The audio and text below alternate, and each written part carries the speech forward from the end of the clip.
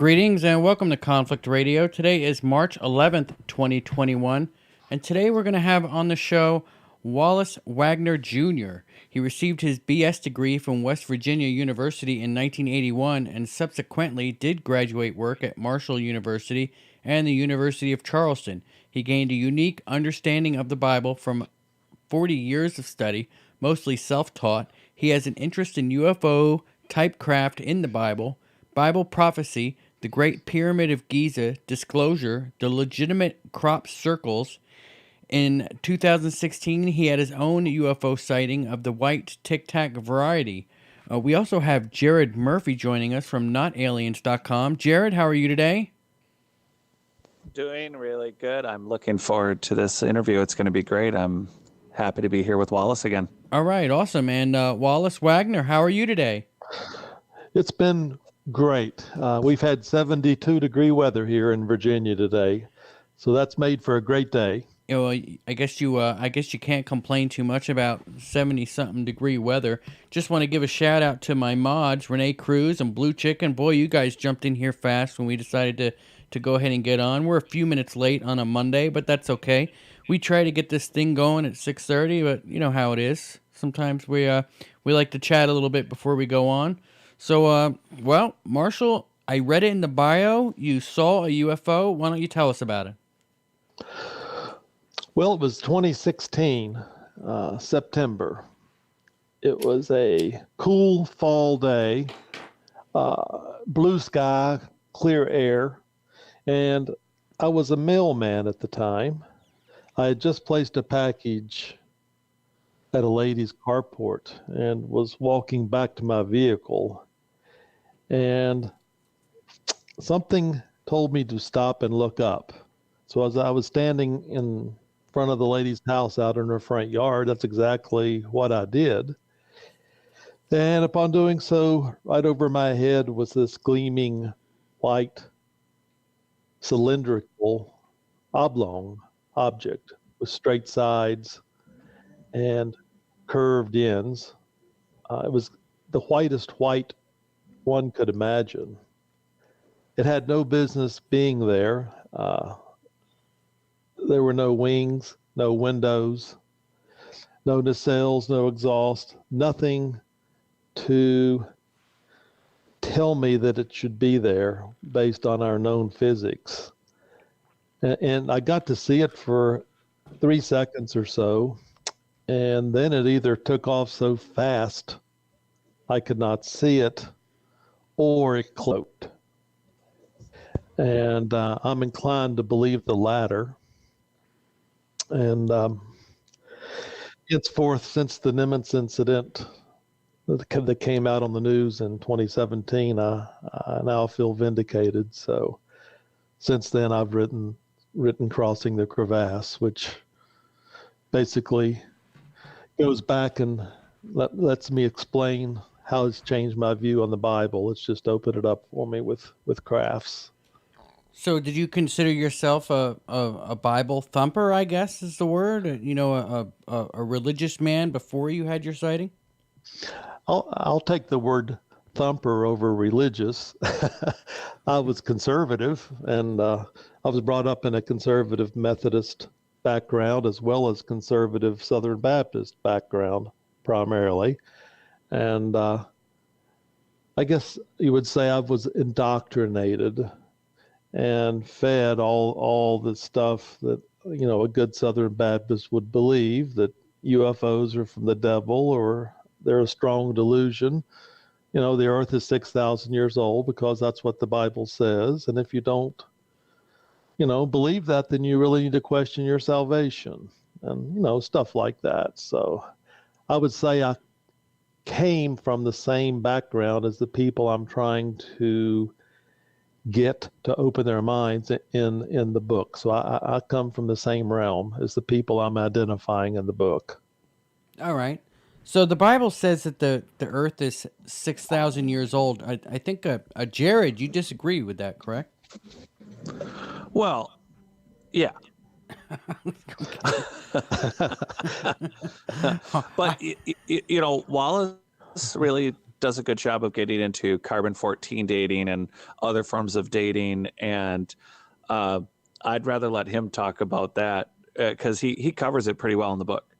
All right, but Wallace, do you believe that the Earth is only 6,000 years old, or if you, I guess not, right? I mean, You guessed correctly. It is definitely not 6,000 years old. It is billions of years old. And not only that, we've had, let's just say, ancient civilizations with advanced knowledge in our past. And all right, now I'm you're fully convinced of that. now you're going right up Jared's alley. See, Jared and I kind of have a similar belief that there has been so many, I guess, civilizations that, I mean, we don't even know about. I mean, going back possibly millions of years. And, you got to wonder why the cover up, right? It doesn't fit the agenda. There's an agenda that we've had apparently for about the last 2,000 years, and a biblical agenda since the Reformation. And how dare one go outside the given norm? So you want to tell us a little bit about, I guess, where you began, where the whole crossing the crevice started? Like where did you start? Well, I started with my trip to Egypt and Israel and Fatima, talked a little bit about the Great Pyramid. There again, there is no way that the pyramid was built for a tomb for Khufu. And I will flat out state that. Spending quite a bit of time over there, you realize from talking to guides and people that the whole pyramid, the Great Pyramid specifically, it was built according to the Egyptians because the pharaohs liked to one up the previous one, and it was created through trial and error. If you go back far enough, they started with rocks, and then they eventually got to the step pyramid that they experimented with, and then from there they went to the bent pyramid, trying to get the angles correct. If the angles were too steep, the foundation would give way and whatnot. And then from there they progressed to Khufu's pyramid, as they would say, the Great Pyramid.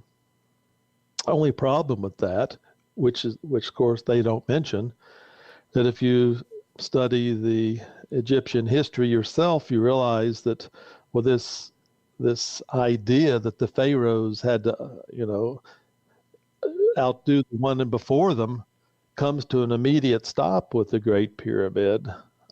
70 or 80 years after that, we're back to a simple pile of rocks again, and they don't even look pretty. It's just a pile of rocks. So where did all the knowledge go? And believe me, there's lots of knowledge that was instilled in the Great Pyramid. Where did all that go with all the thousands of people that were involved building it? And what happened to Usuruf, the pharaoh after Khufu? I mean, did he just not care anymore and fire everybody and lost all this knowledge instantly? Well, there's nothing in Egyptian history that would dictate that there was a cause for that to happen. So we're just left with unknowns. So that's really kind of sort of where I started as far as the 6,000-year-old Earth theory goes.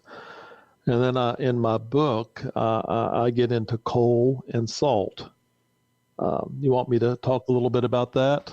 Oh, you have to talk about specifically, I think, and I've never talked about it. I think, Wallace, specifically salt is just, that should fascinate everyone. Just like I'm always talking about engineered soil, salt, what you talk about, that is some fascinating stuff. Please start with the salt.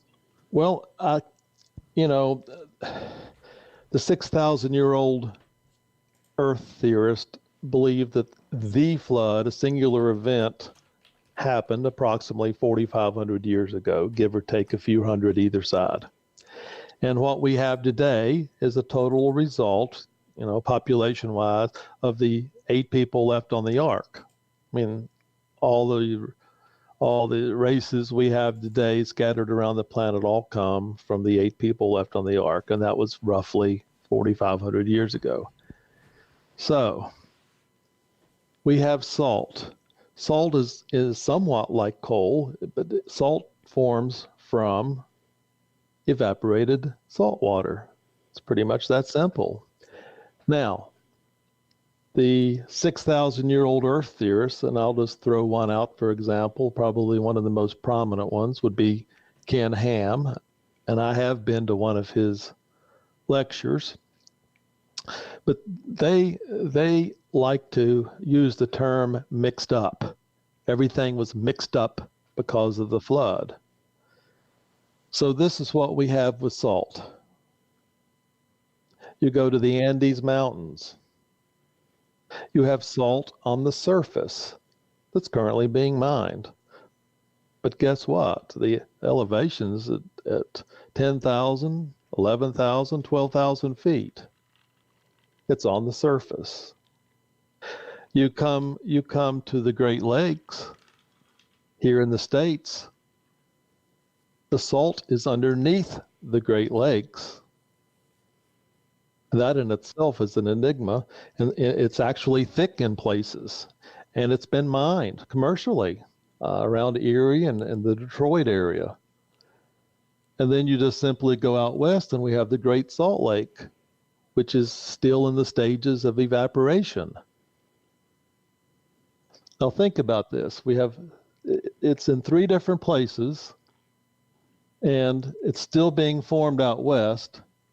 And how can that be with one flood? Not only that, it's in the liquid brine state in West Virginia, still being pumped out from underneath the ground and dried to make very, very refined. Probably the best salt in the world comes from Malden, West Virginia, the same place that Booker T. Washington worked. And it's just, I cannot comprehend how all this jives with the 6,000-year-old Earth theory. And the salt, when it's being mined, it's not mixed up with anything. It's basically salt, roughly 95 to 98% pure. Sure, there's a few little impurities and whatnot, or streaks within the salt, just like there is within coal, but for the most part, it's salt. And for the most part, that's what we use on our table. All right. Well, hang on for just a second. I want to give a shout out to Dave Altman and Mr. Fox. Glad he finally made it to the beginning of his show, actually. Logan and Spartano Negative, thank you very much for the donation. I want to ask a question about salt. Now, do we know for sure that salt comes from evaporated ocean water, or could the salt water in the ocean come from, the ocean waters just, eroded salt deposits around the earth and sucked in the water? You know what I'm saying? Like, well, where did the salt deposits around the earth come from? Well, the same place every other deposit would come from, right? Like coal or I mean, maybe it just shows up there, and then the water hitting it's what makes the water salty. Right?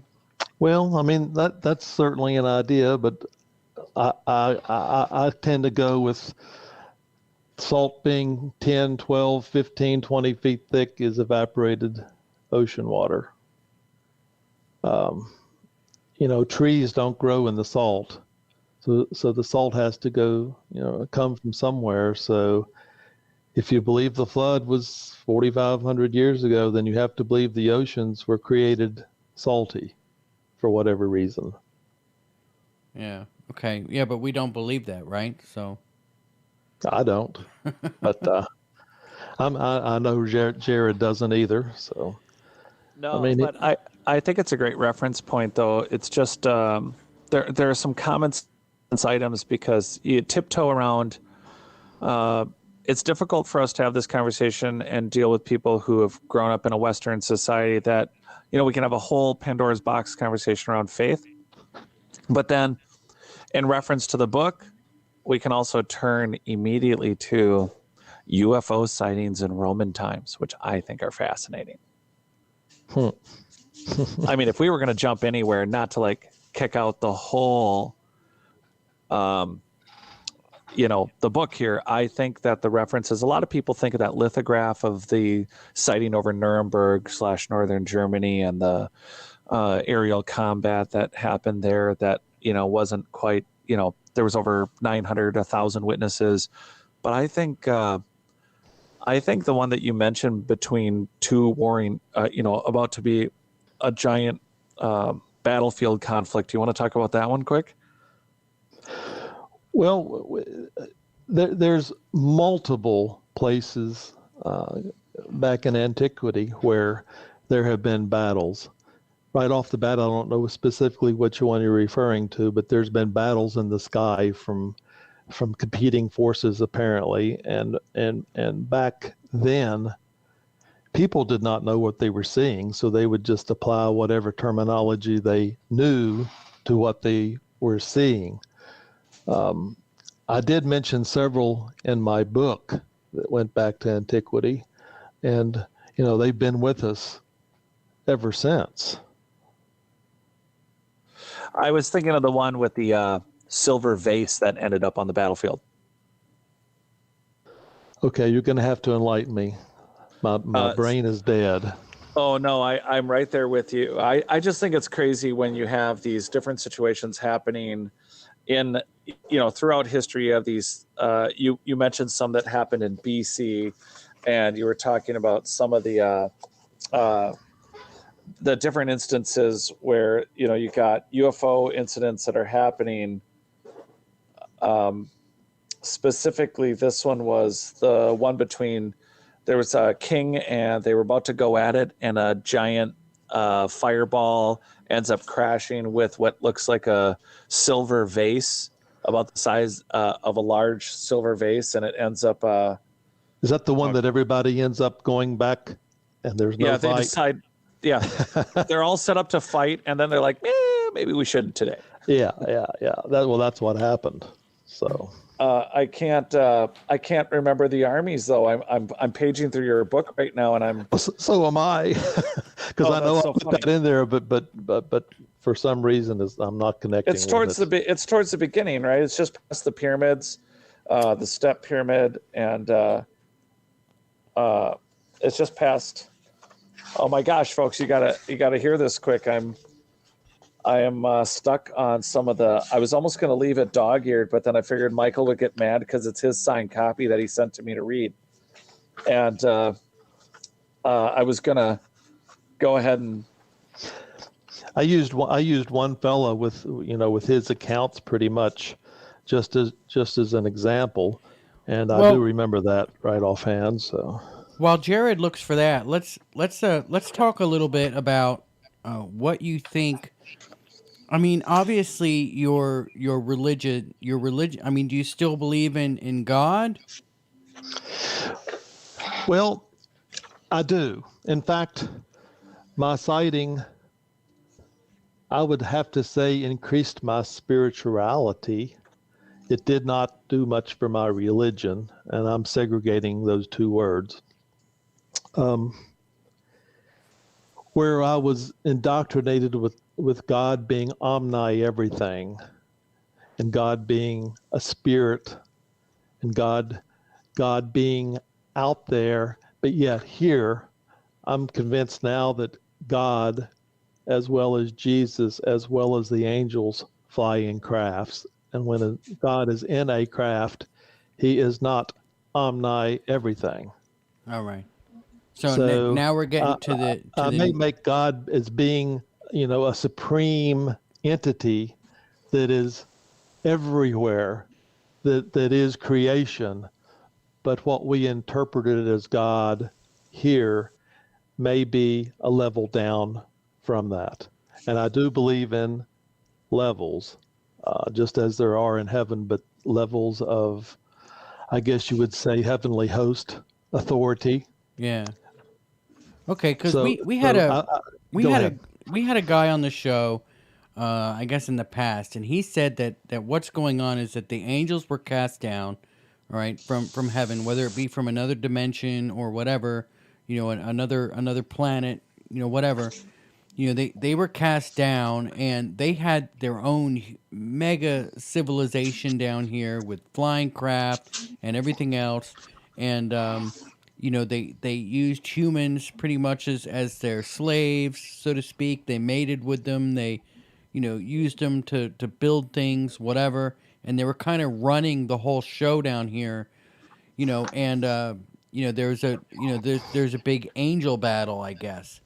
So what we think of as God, from a biblical standpoint that the religions teach today, isn't the actual reality of what's really going on. It's pretty close, but it's not really what's happening, right? Well, what you just mentioned sounds a lot to me like perhaps Zachariah Sitchin and perhaps the Anunnaki and whatnot. And I do agree with you that the angels fight in heaven. I mean, without a doubt, that happens. And as far as us being slaves, I'm still working on wrapping my brain around that. That may have been the case in one local area, but I think that we had more population on the earth scattered in more places than just in the Babylonian area. So I'm still trying to wrap my brain around that. All right. So you basically are looking at the Bible in a whole different way. So UFOs and aliens are mentioned in the Bible, right? If you when you read the Bible looking for UFOs and aliens, you'll find them, right? You're going down my street right now, Mike. Let's just say I was aware of Eric Von Daniken in the past. I read Chariots of the Gods, and all that was in my brain. That was way back in the early 70s. And I kind of had an open mind, certainly. And but until you see one, you go from perhaps believing to knowing. And there's that's a pretty big jump across a firm line there. If you believe something, there's still a little bit of room, then you can alter your belief one way or the other. But if you know something, that's not going to change. And I now know. So in knowing, I did go back through the entire Bible, and I've used the same two Bibles I've had since almost antiquity. I won't go there, but they're marked up pretty well, and I knew where let's just say that I looked at the Bible through a different lens, perhaps not focused quite so well, and it just opened up. Yes, UFOs are through the Bible from Genesis to Revelation, without doubt. All right. So do you think that? So if God is an alien, would God be one specific alien, or would it be like perhaps a race?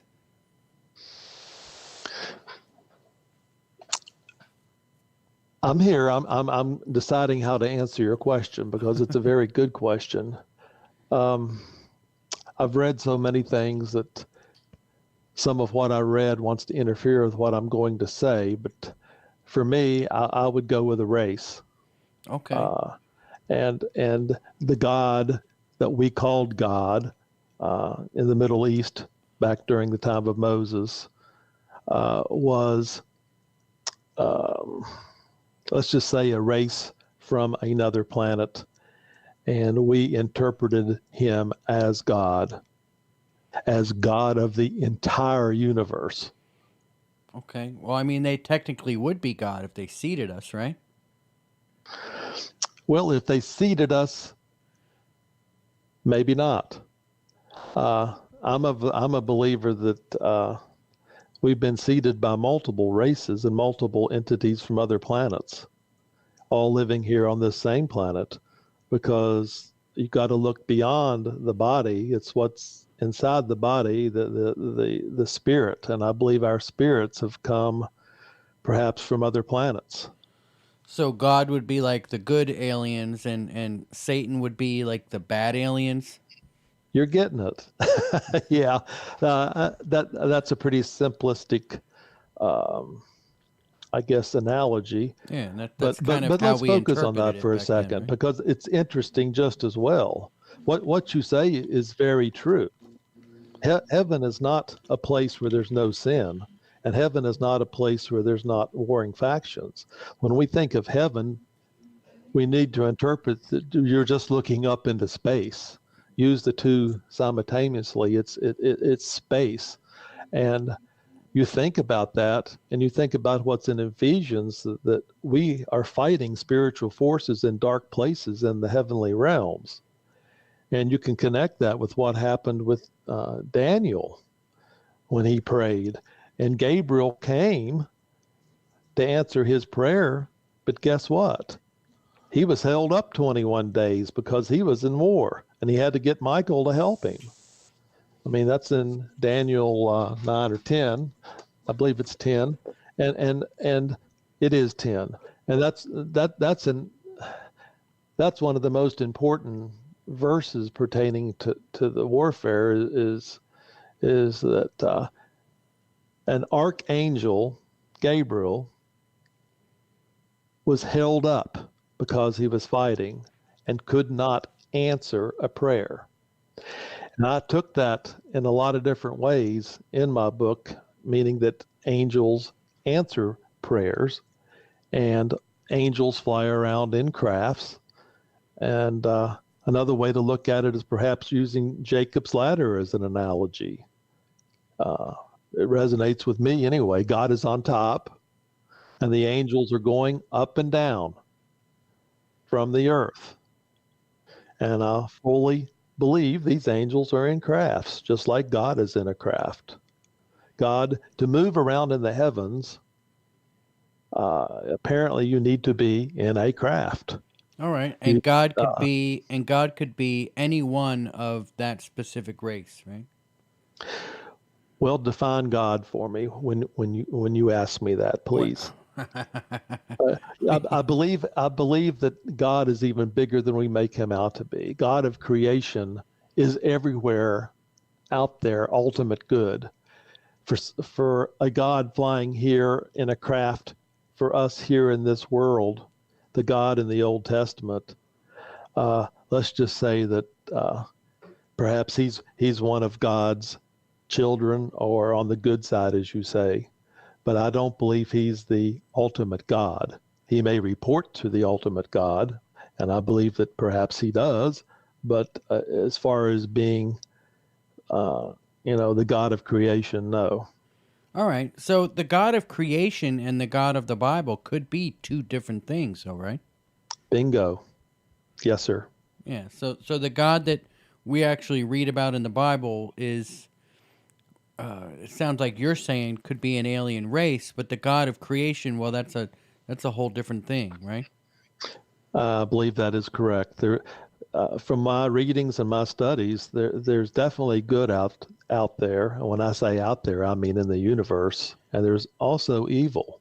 Well, if that's true, if what you're suggesting there is true, that would mean the God of the Bible is actually a false God, correct? Well, I'm not going to go that far. That's a pretty strong statement, but I'm not going to answer that. I'm afraid to touch that. Okay. Jared, what do you think about this line of questioning? Did you find what you were hunting for? Oh, yeah. If we're going to back up for a second, I can't believe it. I had my marker one page past it, and it was in 74 BCE, the Roman army led by Lucilius was on the verge of battling King Mithridates. Mithridates, yes. Yeah, of Pontus. And according to Plutarch, the sky burst asunder and the flame-like body fell between the two armies. Its shape was that of a wine jar with a color of molten silver. This happened at Phrygia, I think. Was that it, Wallace? Yep, that's it. and was so impactful that both sides separated. Thousands witnessed the event, and they decided not to have a war that day. I Wasn't think that that's cool? fascinating. I do Yeah, too. I do too. Yeah, that was I can't believe it's on page 30 in your book. And I just thought that was pretty crazy. Also, the Sky Army that the historian Joseph saw. Yes, the Sky Armies. Now you think about that. Yeah, so let's actually, because I think that should tie into the line of questioning, but here we are in 65 CE. It's recorded that a Sky Army, what exactly do you think they meant by Sky Army? Probably orbs or lighted crafts. When I say crafts, I don't know the shape, but a Sky Army for back then was definitely some type of a flying craft. Yeah, I mean, I would think so, right? Well, I mean, these flying crafts go all the way back. This is just a few examples. There's many examples. Well, let's touch on some of them. What are some of the best examples in the Bible for humans having these experiences with craft? Well, do you want to start in the Old Testament? I guess that's what we'll do. Yeah, I mean, pick some of your best examples, I guess. Well, these are examples that I guess are the lesser known ones. We're not going to talk about Moses. Everybody kind of knows about Moses. We're not going to talk about Ezekiel. Everybody knows what Ezekiel saw. These are some of the lesser known verses that often get overlooked. Some of it purposely overlooked, I might add, but I would like to bring to light. So let's do that. All right. Zechariah chapter 6, verses 1 through 5. And I use the New American Standard now most of the time, so that's what I'm going to read from. All right. Now I raised my eyes again and looked, and behold, 4 chariots were going out from between the 2 mountains, and the 2 mountains were bronze mountains. With the first chariot were red horses, with the second chariot black horses, with the third chariot white horses, and with the fourth chariot strong spotted or dappled horses. So I responded and said to the angel who was speaking with me, "What are these, my Lord?" The angel replied to me, "These are the 4 spirits of heaven going out after taking their stand before the Lord of all the earth." I had read that, I guess, 10 times in the past, and it never connected with me until recently that here's Zechariah, a major prophet, and he mentions that these crafts are actually spirits, and they're different colors. So they could be perhaps orbs, or the crafts could be, plasma type energy that are come in different colors, which is what we have still today. And we don't have bronze mountains, of course. So these balls of light, or these chariots of fire, or he called them horses, that's all he knew to call them, are spirits. And that's what the angel says. And if you think of spirits being crafts, it changes a lot of other things in the Bible as well. So this is a pretty important, statement coming from Zechariah. Of course, he's the one that also saw the rolled up scroll in the sky, a few chapters away from that. And to me, that's could be a description of an oblong object, just like what I saw and some other people have seen. He just did not know what to call it. Yeah. And another good example is in 1 Kings with Elisha, not Elijah, but Elisha. And I'm sorry, it's 2 Kings. Let's do 2 Kings first. It's with Elisha, not Elijah. It's 2 Kings 6, 15 through 18. if our listeners want to catch up. 2 Kings 6:15 through 18. Now when the attendant of the man of God had risen early and gone out, behold, an army with horses and chariots was circling the city. And his servants said to him, This is hopeless, my master. What are we to do? And he said, Do not be afraid, for those who are with us are greater than those who are with them. Then Elisha prayed, and Lord, open his eyes so that he may see. And the Lord opened the servant's eyes, and he saw. Now this is what he saw. The mountain was full of horses and chariots of fire all around Elisha. And they came down to him. Elisha prayed to the Lord and said, Please strike this people with blindness. And the people were struck with blindness.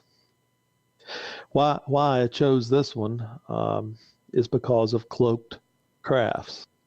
The servant is a normal human being like us, not a prophet like Elisha. And the normal human could not see them, yet they were there all the time. So when Elijah had the Lord open his eyes, he could see them, and they were chariots of fire coming down from the sky to Elisha. So that's an example of cloaked crafts. And it's also an example I use that there may be many crafts or UFOs out around us now, but we just cannot see them because we are limited to seeing a very small percentage of the light spectrum.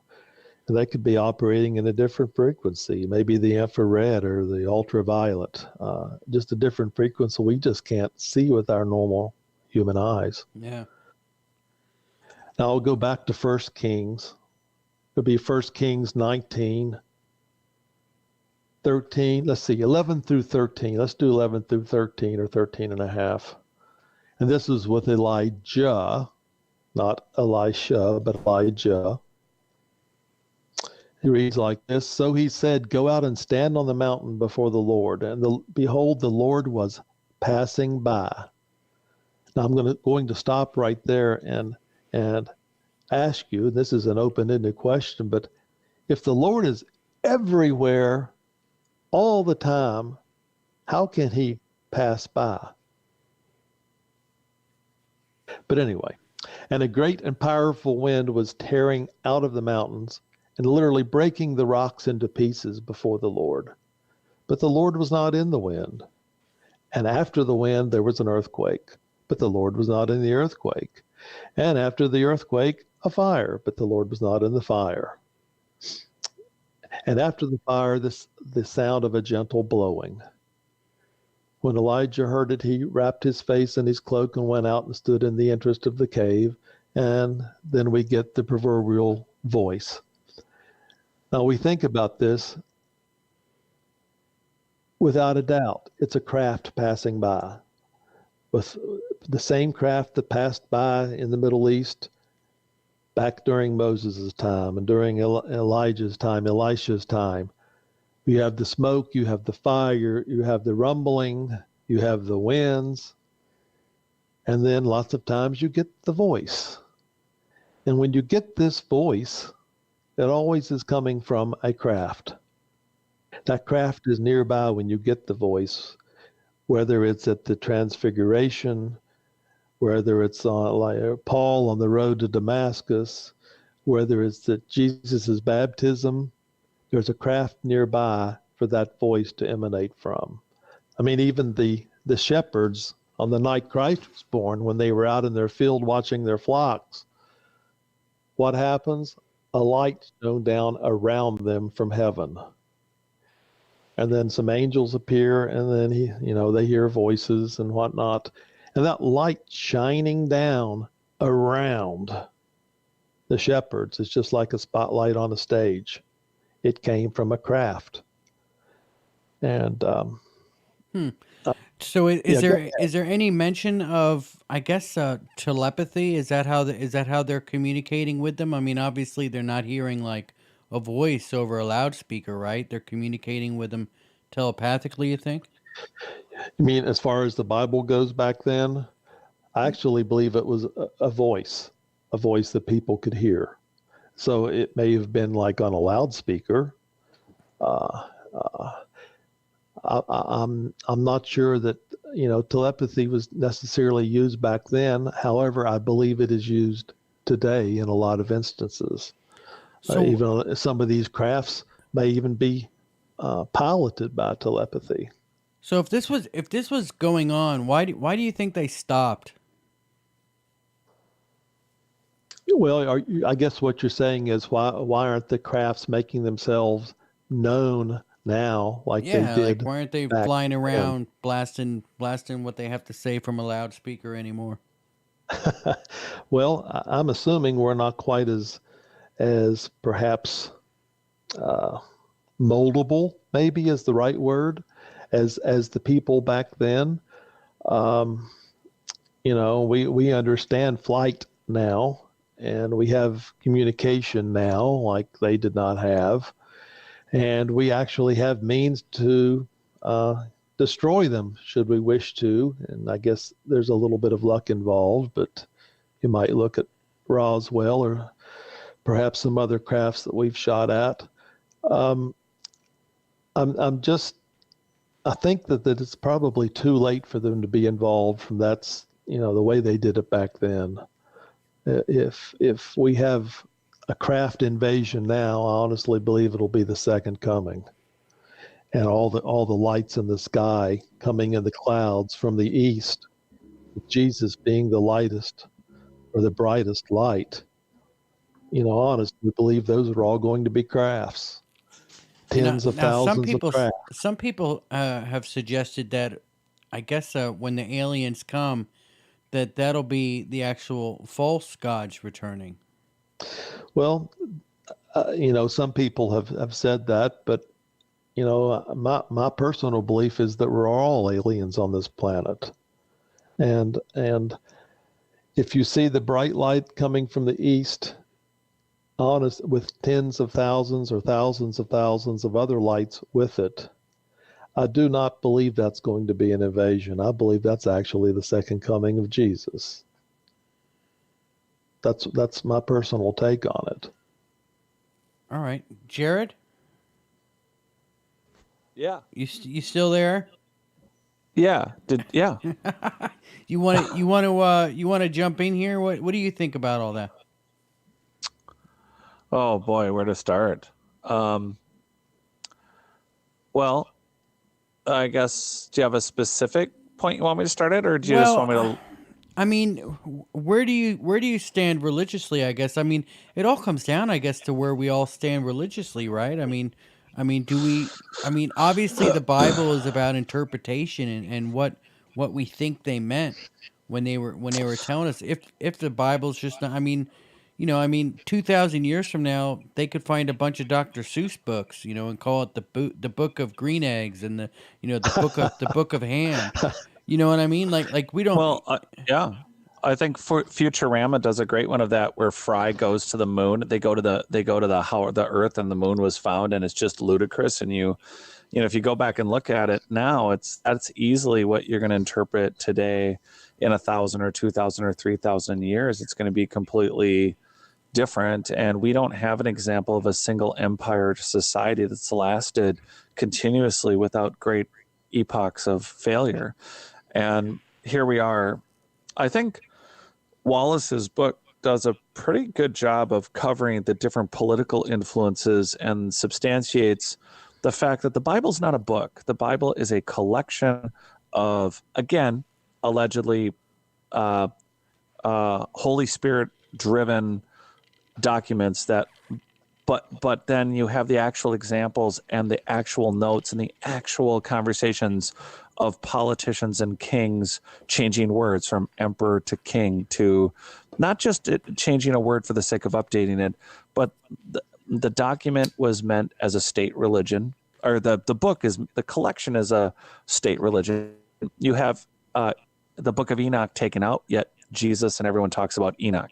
And I mean, we could spend all day and every day and a lifetime about describing someone's particular religious book. versus their faith versus their legalism or their corporate faith or belief. I mean, there are billions of people on this planet. Hinduism has been around. I mean, we have this great force field between the East and the West. I mean, we are very comfortable here in the West talking endlessly about Christianity. Oh, and then there's those other religions. Well, the Hindu scripts are much older, and they also cite history, and they also have references for battles and wars and, in quotes, gods. So all along, there are, depending on which side of the 8 billion people you fall on, there is significant indicators that you pick the faith, but you can say that this is accurate. And so one of the ways that if the Bible says, hey, you're 6,400 years old, and that's, and Wallace and I have talked, I'm not speaking for Wallace, but we have talked about what it's like to be in an area where it's preached that the earth is 6,400 years old, which is just dumbfounding. I mean, I don't even know where to go with that. But then we know that the earth is much older, and we know that there's been much more advanced societies here. And we know, based on all the evidences, that we're not functioning at the highest function we could be at. And I've talked about that extensively, and lots of people do. But I don't think it's a slippery slope to, there's a difference between discussing someone's faith and beliefs and their religion and their corporate faith and their legalism, which is tied to this document structure. You will not question. If you do, you are a heretic and will burn you at the stake. And that's legalism. And then there are other people who can interpret something, emotionally and say, well, it's the same template here, but we just have to push it back then 4 billion years. And that, this document is referencing real events, but they happened 4 billion years ago or 5 billion years ago, and not 6,400 years ago. And unfortunately, the squiggly wiggly difficult part for everyone here is to understand we are way beyond the clear evidence that there is just in dynastic Egypt.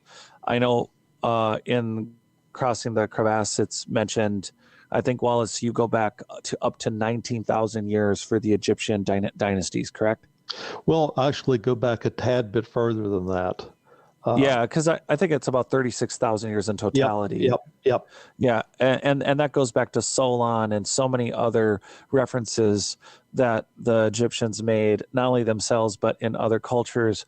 And I've talked about that. So we have dynastic peoples just in Egypt. So these are survivors of not the Younger Dryas, but they've survived the Younger Dryas and continued on in some capacity and then rebuilt. But prior to the Younger Dryas, something pretty weird happened about 50-something thousand years ago, because we have that city off of Cuba. We have a number of things that just plain disappeared. We have Doggerland that was there 16,000 years ago. We have a significant amount, millions of square miles of land where people lived, fought, ate, died, and we have no eyes on that. It's all underwater. So the comfort level for people is to say, don't change your faith. We're not telling you to do that. However, we are very much older than the Bible tells you we are. And there are, I need a religion that's going to, some people might ask, I need something that fits me, that I need to believe in something. Well, right away you could run to the Hindu Vedas and you could go, that's the oldest religion on earth, and it has millions of years of history in it. But again, that is also, I try to warn people or caution people that that's another post-flood, very recent. What we have for written record are all recent. They're all within the last couple thousand years old. So what do we do with giant megalithic polygonal constructions and weird genetic anomalies and Denisovan and Neanderthals and a mystery 14%, 13% human genome sequence that's from approximately all around 55-ish, right around that, whatever terrible thing happened around 50-something thousand years ago, 55,000 years ago, there's a combining of these genomes. But we also don't have our eyes on our origins. We don't know, like when Wallace said that we're all alien to this planet, we make gross assumptions about, a bunch of random molecules came together and created life. Well, I've gone on before about before an egg? How do you get a chicken that lays eggs? Or how do you get something? Well, you program it, you build it, you make it. It's biological technology. We look at technology as laptops and the things we're listening or typing on or watching TV on or playing games on. We're talking about high-level terraformed planet, top to bottom, and in a way that was managed on a global society that possibly, at least from the echoes and slivers of truths out there, possibly didn't die or easily repaired the human body. We have a lot of mysterious points to make, but to put it all in on a post-flood system of belief that is might be well in your comfort zone, or I know Wallace references the weekend, the weekend or holiday Christian. The reality is that people need to understand why they're sick. They need to understand why they're dying. They need to understand what their kids are, their grandparents are, their mom, their dad. Religion, not faith, but religion, legal religion is something that helps people. And so it's difficult to have this conversation without getting a lot of people terrified, afraid, upset, angry, or in complete agreement, and they're bitter and they're upset, but it's because something terrible happened to them. So it's a tough conversation to have, and I'm suggesting that we drop it, that not that we're having it, but that for anyone out there getting nervous or worried, don't worry about your faith. Keep your faith, keep your beliefs, always continue, I think, to expand on them, but we need to set those aside and look at the facts on the table. We have to take the facts and look at the facts. We have been here for millions or billions of years. Anatomically correct humans have been found. Michael Cremo references the paleoanthropological finds. The minute we took finding our archaeology seriously and not just for art to put on Victorian mantles and little statues and gardens, the minute we started actually looking seriously at the human history, we found anatomically correct humans. They were in the Red Crag. They were at Table Mountain. We're talking 60 million, 100 million. We have boot prints in the ground. They weren't instantly frozen. We're talking a long unknown history to the Klerksdorp spears in South Africa that are over 3.5 to 4 billion years old. I mean, there is no full record that we have, but we need to be willing to look and say, we have a wonderful, crazy, possibly sometimes terrifying mystery in front of us that does not explain why we see UFOs. They are either all right. us. So let me go back to the chicken and the egg thing, because I was actually thinking about this a couple nights ago, and I thought, boy, the next time you mention the chicken and the egg thing, I'm going to talk about it. So do you think that the chicken was engineered? Yeah, because of the whole chicken and egg thing. It's that simple. It's just that we miss it. So when you say engineered, if I could just ask, is that the same thing as created?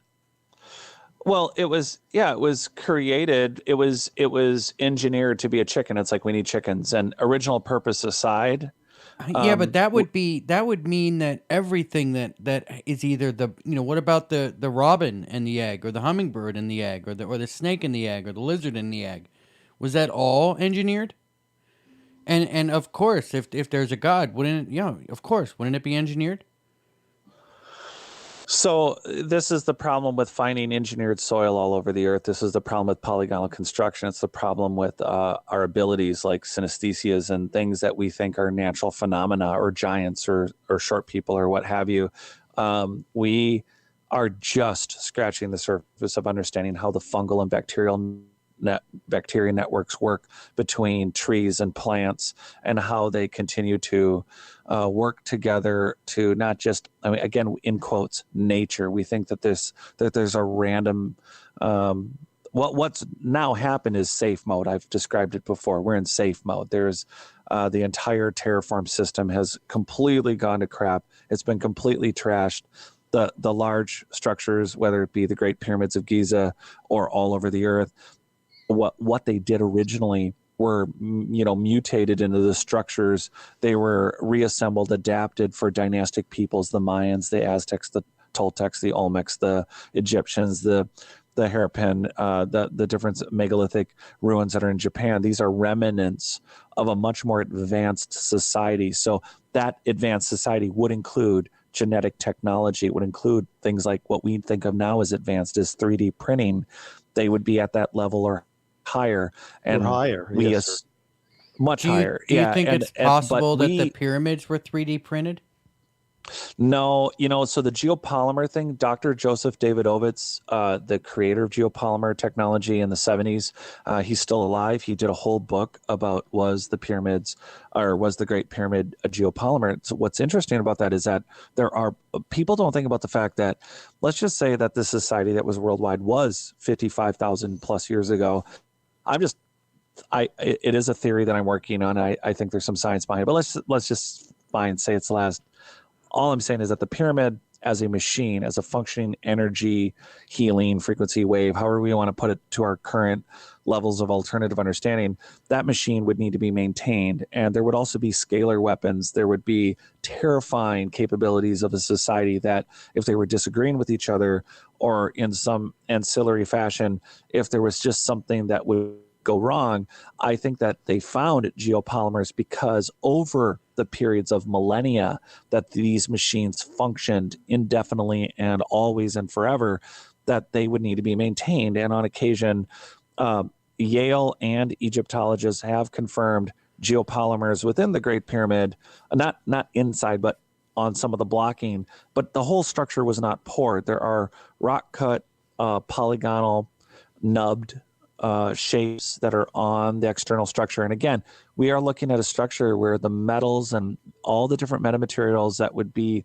on a finished high technology structure, well, they've either been dusted, rusted, recycled, they're gone. So we're looking at these large stone structures and we think, wow, they were really good with working with 1,000 ton stones or making a big pile, but not. You have to think about the ancillary machinery, the technology to measure and move not large blocks, but the complexity of the waves and frequencies they were dealing with. So you have a giant machine that would be maintained and would include geopolymers, because we find geopolymers at Tiwanaku and there's a harbor in the Mediterranean that, again, there's material sciences, geologists, people that were not involved in archaeology. Archaeologists traditionally were anthropologists. We're looking at societies. They were not looking at the technology. I come from a building background. Yeah. I come from an engineering background. They weren't looking at those as those kind of structures. It was a tomb, and it's a joke. It keeps getting brought up. It's not a tomb. And then they talk about why it wasn't a tomb. Well, we need to move past that and start having these bigger dialogues, and we need to lift the veil on, no matter what your religious preference is, you have to just be okay with the fact that history and the giants that were here, and I don't mean physical, I mean the technological and biotechnological giants that are our relatives, weren't only here before us and got to a higher level of technology, whether they warred themselves into disaster and natural disaster, we have a remnant of that society still left, and we see them. Yeah. Wallace saw them. I don't think personally that most of the UFOs are either, I think that they're either military or, again, there are military UFOs, there are military advanced All right. Well, technologies. But yeah, I think a lot of it's our ancestors. Mr. Fox says acoustic levitation people, and I just want to give a shout out real quick to everybody in the chat room. We've got a lot of people in here now. If you guys have any questions for Wallace Wagner, just put them in the chat box and we'll ask him. Now, I wanted to ask you a question, Wallace, and I guess, and I don't want to hit you the wrong way. I really don't, and I'm just asking a question that does not mean that this is what I believe in or whatnot.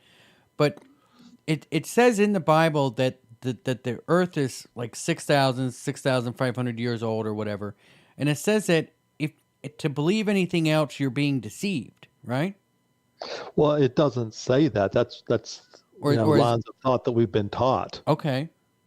Well, that's good to know, right? It says the first three words are in the beginning, and we don't know when the beginning was. People make connections with, the 6 days of creation with what's in Peter. One day is but 1,000 years, and they try to connect that to meaning, then the earth was made or the Earth is 6,000 years old, and we have a 1,000-year millennium, and that hasn't happened yet. So we're right on the cusp of that happening. They make the connections in that fashion, but nowhere does it literally say the Earth is 6,000 years old. Okay, so It's in the beginning. So I guess we're in the year, and this might be a question for Jared too, and I'm just throwing this out there because I don't have any idea how it came about. Like, when did we start counting the years? Was it exactly 2021 years ago, or did we count backwards for a certain amount of time? You know how we have the BC and we have the AD. When and where did that whole switch come about? Does anybody know? Well, it came about roughly 6,000 years ago, back when certain people calculated that's when Adam and Eve happened.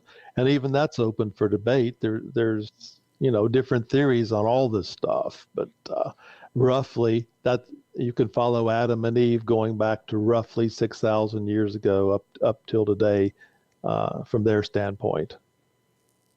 Okay, but did we count backwards from there? Were we like, okay, well, this is year 4,500, and next year will be 4,499, and we'll go back when we hit the nothing. We're somewhere about 6,000 right now.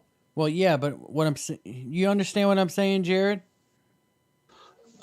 I'm trying to follow, but you're talking about whether or not we did our timetables backwards, like we're skipping years back, or did we just not count the year before the year one, I guess.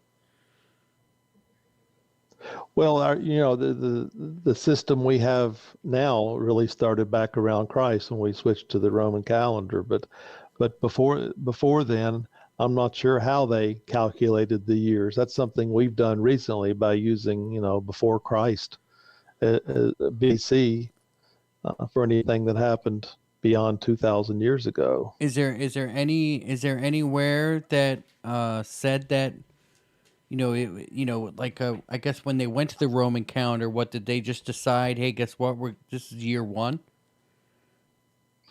Well, I have not read it, but Isaac Newton did a whole thing on how the calendar has been screwed with actually since year zero. I have not read his work on it, but there is a publicly available digital copy, and he does a whole thing about how the actual complete human history from what we're identifying it through our methodology now is actually off. And I haven't been able to read it personally, but if Isaac Newton's book about time is correct, apparently we've added 700 or 800 years into our calendar. So the reality is that it hasn't actually been as long as we think since the Roman Empire. I find that fascinating because we have fairly solid records, at least to the Dark Ages, but there is a 900 year window in there that we're allegedly, I don't talk about that much because I know of the work. I actually did download it. I can't think of the name of the book, but Isaac Newton only has, if you just look at Isaac Newton's history of, it's something to do with the history of, it's like a periodical or, what do they call it? But we have Roman stuff that we can date, right? Well, not stone, but we do have carbon. Carbon. Yeah. Well, so if we're dating stuff with carbon dating and say from the Roman era that say would be around year one, I mean if it was only 1,300 years, wouldn't we be able to pick that up? Or does it go off? Does it go off our delusion of time? Well, I don't think that there's. I mean, if we're 700 years off, I mean, it's really what 1321. Something to that effect is basically what. And I don't even know why it would be. I'm not saying it's not interesting or not relevant. I just find it interesting that Newton accounts for it and does a whole. I can't believe I'm blanking on it. Does a whole treatise on it, and I have not read it because for all the crazy stuff that I was covering for almost 4 years to get the book out that I did, I couldn't go down that rabbit hole. I'm like, okay, note to self, we're 700 to 800 years off our proposed Western ideology of history. It had to do with the the Holy Roman Church and our control of the narrative on history.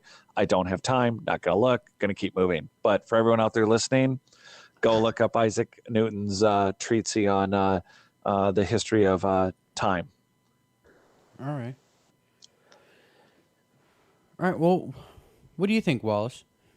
Well, I guess I would like to get back to UFOs in the Bible. Yeah, If okay. we could. I know we've gone off on some tangents, but I'm not an expert on time, and Jared is substantially more knowledgeable on me with a lot of the ancient civilizations and whatnot. But I want to say this before I give some more examples, that I was hesitant to answer your specific question about God because, it's easy to upset people. There's been more wars over religion than, any other topic. And if God did not want us to be here now, we would not be here. So this element of love, perhaps unconditional love, is what permeates out there. And we are his creation. And, whether or not you believe in levels going from, cherubim or seraphim or angelic host or angels or archangels or God, what we called God, they're all, I guess, here for a purpose, or the big God would not, allow them to interfere with us. If evil is everywhere, and you stated that, that there may be a false flag invasion or an invasion from aliens, I actually believe that I'm not worried about that, because I don't think that's going to be the case at all. If an alternative for all these lights coming in the sky would be a false flag invasion by our own people. For nefarious reasons. But I just wanted our listening our audience to know that there is a loving, creator God out there, and we are not alone. So with that, go back to Psalms 22:11, and here's your example that God flies. This is David speaking. It's a one-liner. He, referring to God, rode on a cherub and flew. So this person with all these human attributes, who walks on our earth and flies in this craft that we called God, flies. In this case, David called it a cherub, but he flies. And that's what I want people to know, that when God, for example, goes past Moses and puts Moses in the cleft of the rock, some people think, well, he's just walking. No, I really think that he's flying, because he is in a craft. And I just wanted to make that point clear. And if we look in the New Testament, there's many examples. The Star of Bethlehem, for example, in Matthew 2, guided the Magi to Bethlehem, to Herod, and then again guided the Magi directly over the birthplace of Jesus. Stars do not act in that fashion. So what we have, anytime there was a light in the sky at night, they were called stars. And of course, most of them were, or planets, but not all of them. Stars don't move from left to right, and stars don't leave their abode, and stars certainly don't come down to earth and guide the wise men and start and stop, at their discretion. That's no way stars work. And if it was a real star, we would be completely destroyed now, being that close to the earth. So you just have to open up and realize that it was a lighted craft at night with a spotlight. Right. And if we look, go ahead. No, I was just saying, okay. And to make a long story short, let's go over to the end, over to Revelation 4. And this is book which is actually my favorite in the Bible, uh, prophecy oriented. But I guess I'm like many of your listeners. I've read this so many times and it never clicked until I looked at it differently. And it reads like this: After these things I looked, and behold, a door standing open in heaven. And the first voice which I had heard, like the sound of a trumpet, speaking with me, said, Come up here, and I will show you what must take place after these things. Now, this door opening or standing open in heaven. Sounds like a portal. Think about that. It's a door opening in a craft. Otherwise, he would not be asked to come up here, without a doubt. And he was flown around the heavens in the spirit, not in spirit, but in the spirit, which is a craft, and shown these things which must take place. So, without a doubt, that was probably either an angel of perhaps Jesus, an angel of God that worked with John. And it's one of those things that, if God has all this immense power to do everything, then he wouldn't need to have picked John up and put him in a craft to show him what would take place in the future. He would either have given him a vision or a dream or something of that nature. So I just wanted to throw that out. When you look at this through a different lens, you realize that this is a case specifically where evangelicals would not think that was a real door opening in heaven. Perhaps it was just a gateway or something, but it's a door that you have to look up to see, and it's in a craft, and John was called up. I mean, this is plain and simple to me anymore. All right. So let's just say that I guess all this is true, and it's all about aliens and UFOs and whatnot that the Bible is. How would that explain a lot of the miracles that have been performed? Well, that's interesting that you would ask. What's a miracle?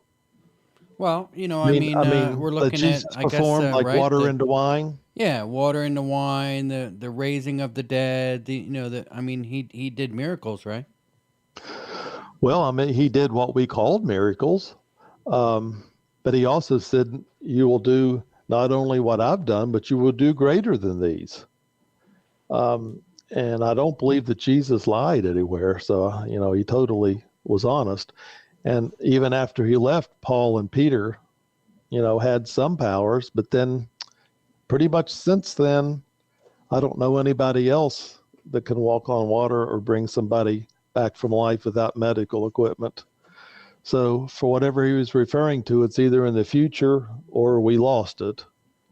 But it's interesting that you can look at Paul, who was anti-Christian, who had the Damascus Road experience, and eventually became an apostle. It didn't happen soon. He had to go for training. He went to Saudi Arabia for 3 years and then became an apostle. And it was only then he had the power to blind somebody or bring somebody back to life. And that brings up, a very good point that Jared alluded to is our brains. And I'm writing a second book, and some of this will be in there, but we just use a very small percentage of our brains. And most of the time we just go around wondering today what's on TV at night, or do we have 4 bars on our cell phone? And I think we're missing the whole point of what Jesus, if you look at him as being a teacher, was trying to teach us of what we can do. We can do what he did ourselves. He himself says that. And not only what he did, we can even do more than that. But where's our training for the brain? Where's our training that we can move something? I can move this pen here on my desk without touching it. Or I can sit here in my chair right now and leave my body and go view the backside of the moon and then come back and tell everybody about it. Or make myself invisible or make myself light so I can walk on water. I mean, this is apparently training that you can have with your brain. And even back when Elijah was taken up by the chariots of fire, there were prophecy schools back then. And those people actually knew that Elijah was going to be taken up in advance, and they actually watched it. So how did they know in advance something was going to happen later? So we don't have teachers today to teach us how to use our brain properly. And that goes for self-healing, that goes for out-of-body experiences, that goes for moving things or even communicating. We don't have that teaching. And I really think that's the key purpose Jesus was sent here, to teach us those things. And we've missed the boat completely. And I'd like, Jared to maybe throw in his thoughts on that, but that's really what I get out of it. Yeah, I think that in general, there's just we have contemporary post-flood mythologies, that there are people that have been here on this planet that are very advanced. They are our relatives for the most part, I think, and they are us. So they're not different people. They are us. So if you come and you can heal someone and it was quite curable, at least even by our medical technology standards. I mean, everything we have right now, 100 years ago, let alone 2,000 years ago, would have been miracle inducing. It would have just, Yep. It would not have been, it would have easily been mistaken for Viracocha, red beard, red haired God comes and teaches you how to farm. Really? And teaches you a little bit about languages or learning and leaves and travels around. I mean, again, if you had a significant disaster and you have not as many high-tech survivors that, again, may not have been the creators of each of the technologies. Just think of a cruise ship, and that's the last of the highest technology people on Earth. But not all of them programmed computers or knew how to make foundries or could work with metal, but didn't know how to do foundry work, didn't know how to create metals or get rid of impurities, let alone create motherboards. They could program computers, but maybe they couldn't build them. The group of people that would be left after a massive disaster may come back to the surface of the Earth after hiding by the hundreds or dozens or thousands and have enough.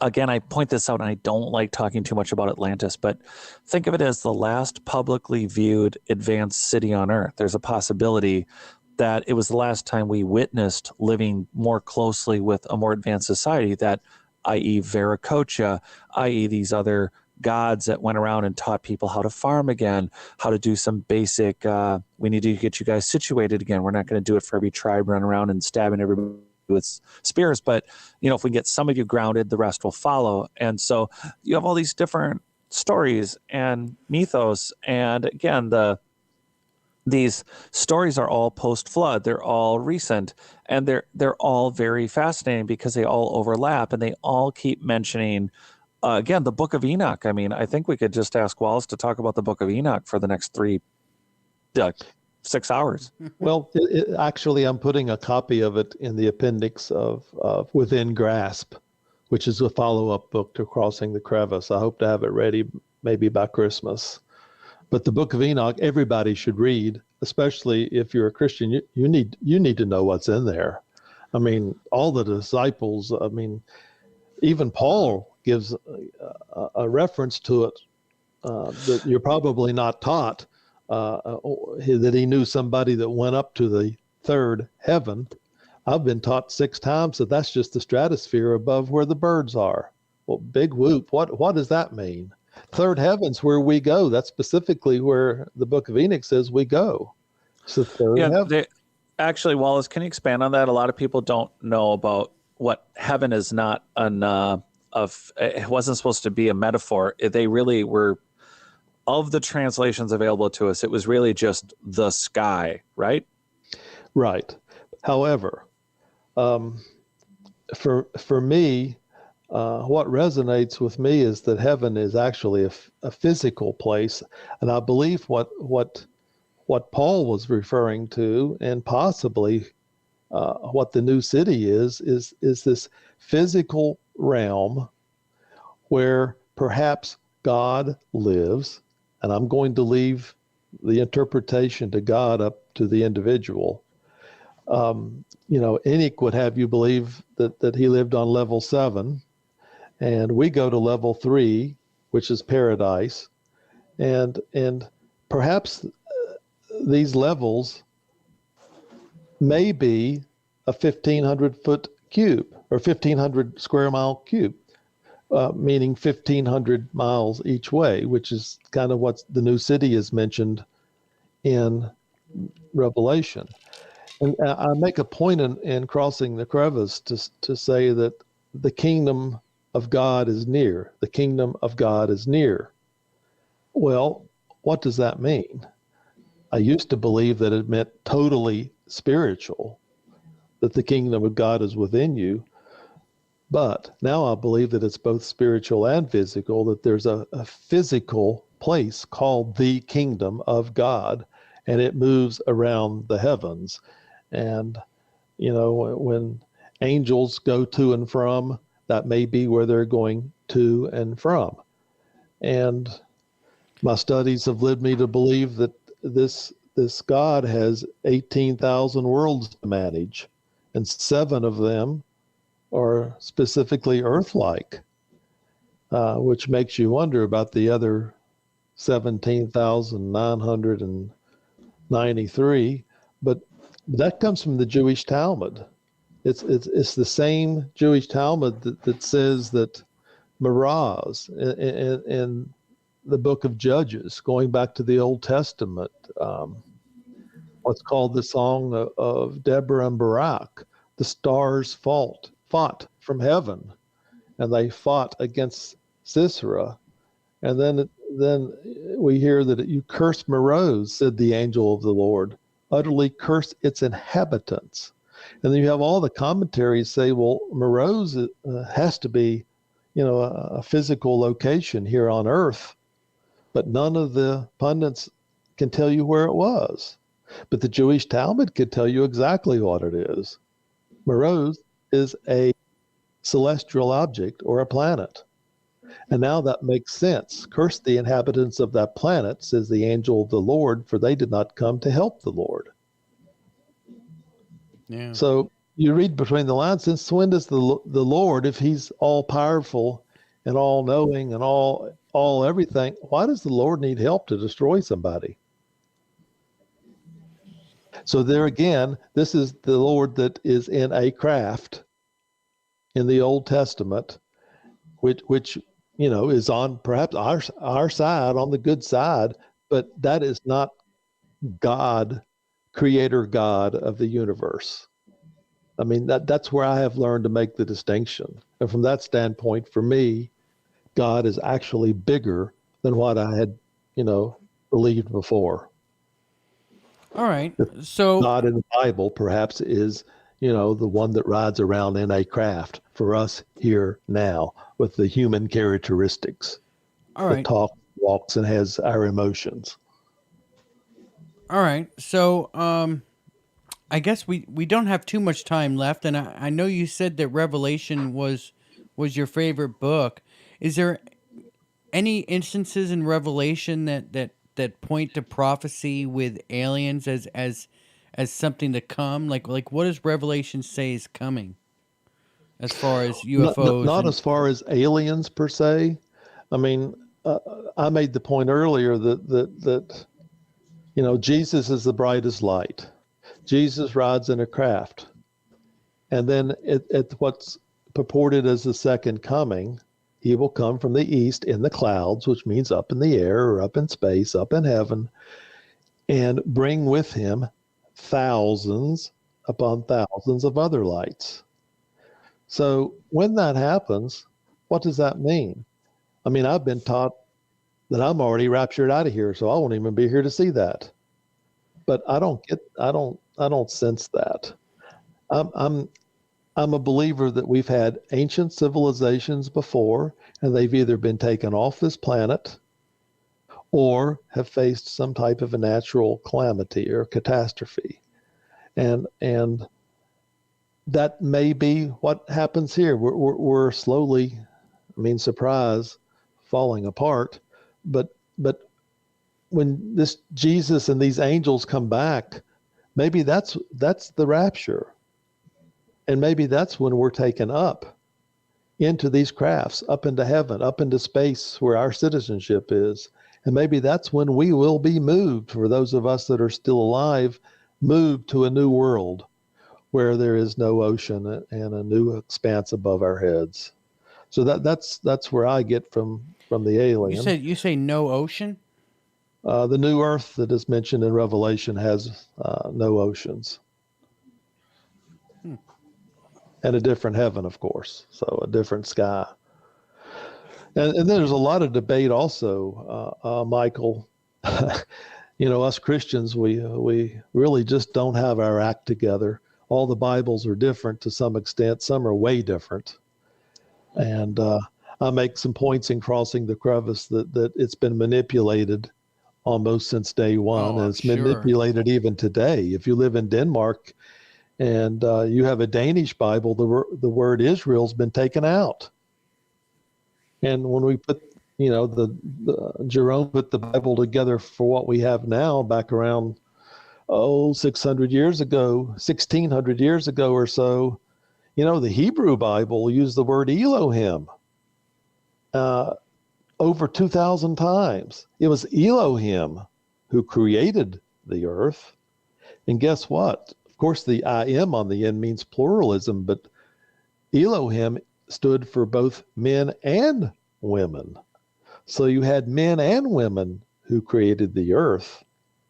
That's something to think about. Yeah, well, it does say that God created man in his own image, right? Sure. So if it was an alien that created us, why is it we don't hear really of aliens that look like us? Well, because it's the God of the Bible, the God that does look like us, the God that flies around in the craft, the God that guided the Israelites out of the desert, the God that spoke from the burning bush. Right. Because that God walks like us, talks like us, and it must look somewhat like us. He certainly has emotions like us. So that's the God we're referring to, not the creator God per se. And I make that distinction now where I did not used to before. Jared, do you have anything? Yeah, there is, it's such a big topic. The issue is, if we're created in an image, I think, again, these are the slivers of truths that echo from a time where, again, we were more fully conscious. We were more fully connected to the earth. Everything was, again, connected, terraformed. It was intentional. It was engineered. And now, before I get too far down that road, I was wondering Wallace, I was wondering what your thoughts were on, because, again, there's so many different Bibles that people read now. How do you feel about the Revelations? How do you feel about the statement of we will live, that the heaven will come down to Jerusalem, and that that the greatest heaven is a restored earth? Do you think that was figurative or literal? Are you referring to the what's called the new city? Well, not just that, but also specifically, the quote that specifically states that there will be a restored earth. I know I'm not trying to load the question. I think that's where a lot of evangelicals go with 1,000-year millennium, that we will live with Christ and reign with him for 1,000 years. And they take that 1,000 years literally to mean 1,000 years. So at that point in time, that's when that kingdom will be near here.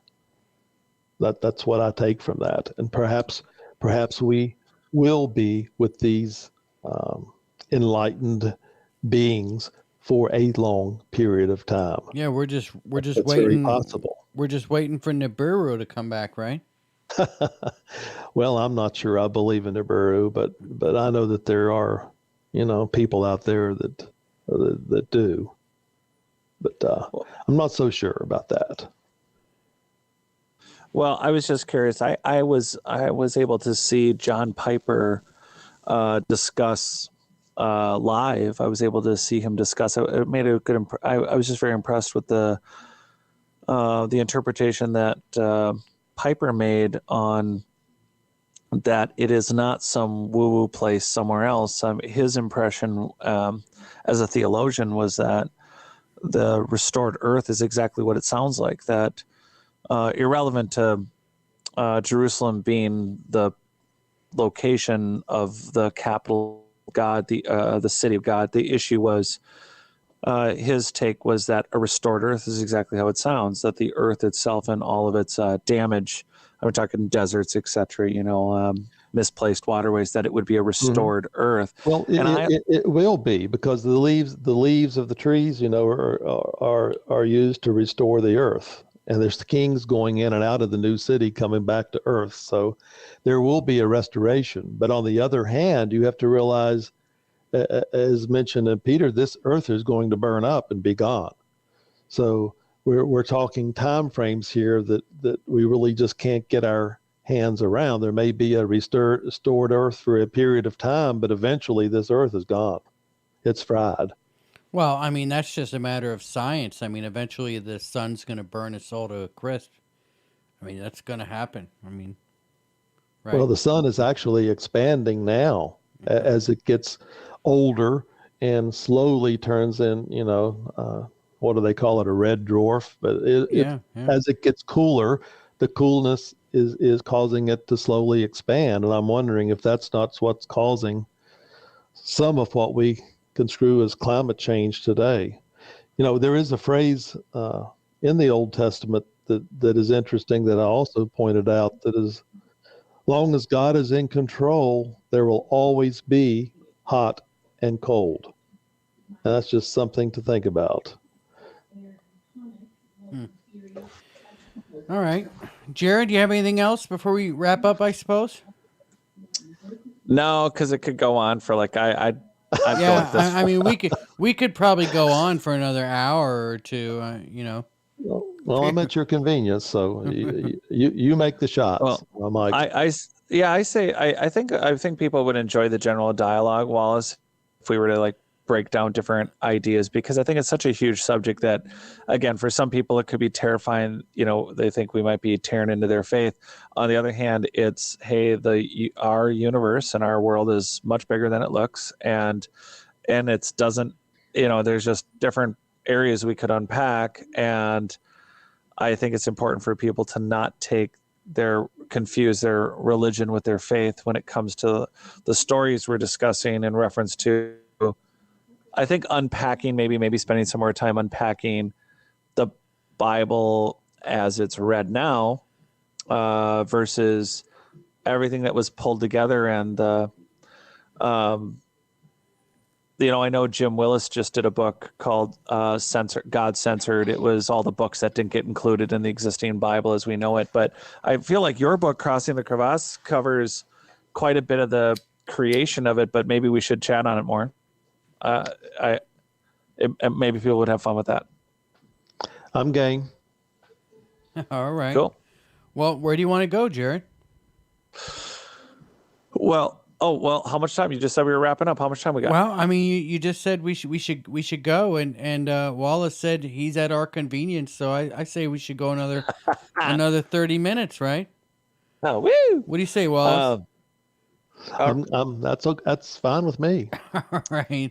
You guys in the chat, you okay if we go another 30 minutes? I don't want to scare anybody, so that's why I'm very hesitant to say, some things. Well, this is conflict radio. I mean, you ought to just come right out and say it. I mean, if they're scared, I mean, they can turn off the computer, I suppose. I mean, that's why we're here, right? Look what happened when they played H.G. Wells' War of the Worlds, not here in the States, but in Ecuador. So many years later. 6 people were killed, and they destroyed the radio station. Well, I don't think we're gonna scare people that much, where we have to worry about the world rioting out there because of what we're saying. Oh, we could sell some T-shirts then, though. Yeah, right. I mean, seriously, everybody, guys. I mean, there's a conflict radio T-shirt / sweatshirt / swag store now. So I'm just saying. Yeah. I guess that'd be good for publicity, right? I mean, yeah. Well, so look at what Conflict Radio did. They started a war. According to Wallace Wagner, we had Conflict Radio destroyed other radio stations. I tell you where we've come, though. If I honestly feel like if I was a child and it was in the 60s and I saw a flying saucer in the sky, I probably would have been scared. And we've come, so far now that when I saw my craft, I was not scared at all. I just looked, I said, well, hello there. What are you doing there? And it's, I think we're making progress. We have, maybe Star Wars to thank or Star Trek to thank, and we have all this communication. We have cell phone cameras now. It's. I don't think that everybody's going to run and get their gun like they would have 50 years ago. I'll still get my gun. Well, I'll still get it. I might not shoot it, but I'll still get it. How do you feel that maybe we already have an intergalactic Space Force out there, and this vision of this new division of our military created by Trump is just a little icing on an existing cake? I like to think that there is a Star Trek type world out there that we're just excluded from right now. That everything out there is happening just like it is in Star Trek, but we're just kept away from it, and they decided to just bring us Star Trek to show us what we're missing. Huh. Well, that's interesting. Like Gene Roddenberry, he was that happened on Star Trek has turned out to be not science fiction, but science. Yeah. Well, that's where have you seen the new one where they have the matter manipulation? I mean, that's fascinating. If we can manipulate matter to create anything we want, like the same thing that is making the desk, makes the chair, that makes my food, that makes the light. You know what I mean? How I am familiar with that. I'm not even sure you can say we've taken the first step, but we've acknowledged that is a technology, and I think that in itself is a first step. Yeah. So if alien life has that kind of technology, think about it. How did Jesus feed the 5,000? Well, food replicators, right? Well, think of it this way: when the Israelites were in the desert, where did the quail come from? That were dropped down to them when they complained they were tired of eating manna. I don't know. Out of craft, and I'm sure there were crafts nearby wherever Jesus went. And those crafts are always at the command of those who revere and fear them. So, keep harping on these crafts that they're out here, and we can't see them unless they want us to see them, or there's a malfunction. And I actually believe they're for our good, not for our bad. If they wanted to destroy us, we would not be here right now. And so that is something when you go to sleep tonight to think about. Some power out there wants us to be here and loves us to the point where we haven't destroyed ourselves yet. And we are slowly, hopefully, progressing along some lines. We're smarter now, apparently, as a society, scientific-wise, than we were 100 years ago. And we are increasing our knowledge at a much faster rate, day by day, week by week.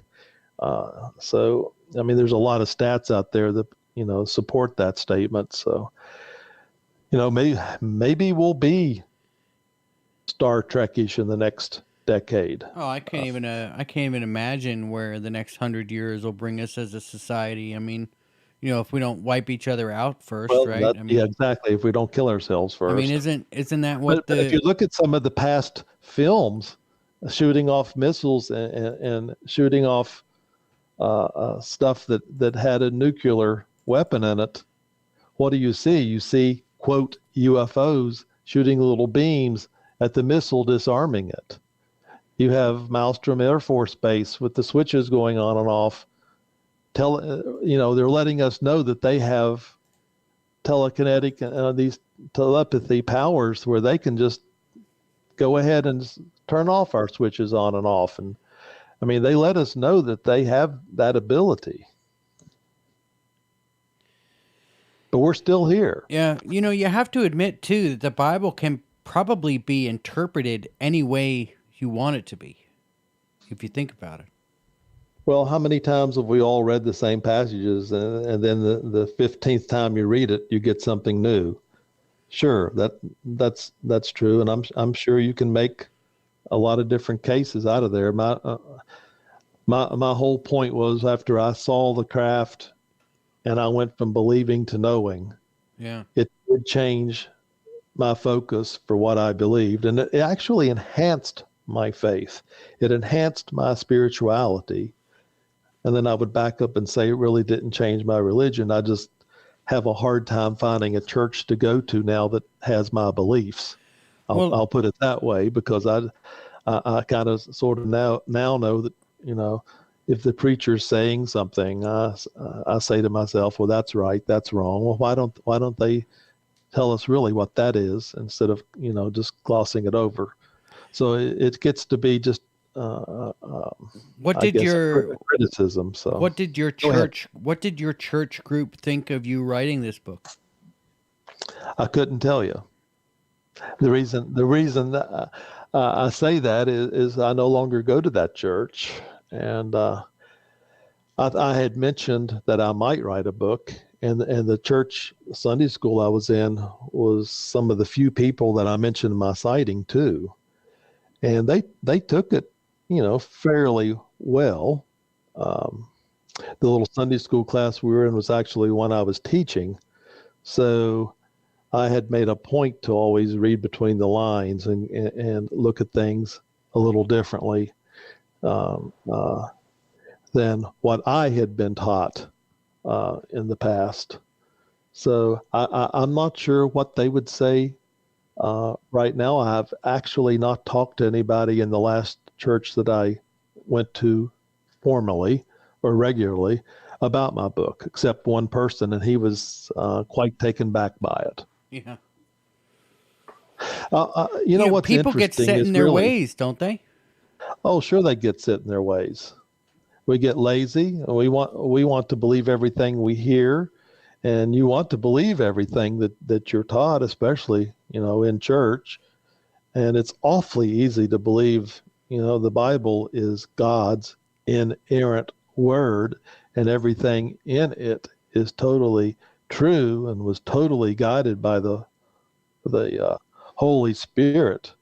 But most people don't want to do their homework, and when you do your homework and study and read, you realize that is far from the truth.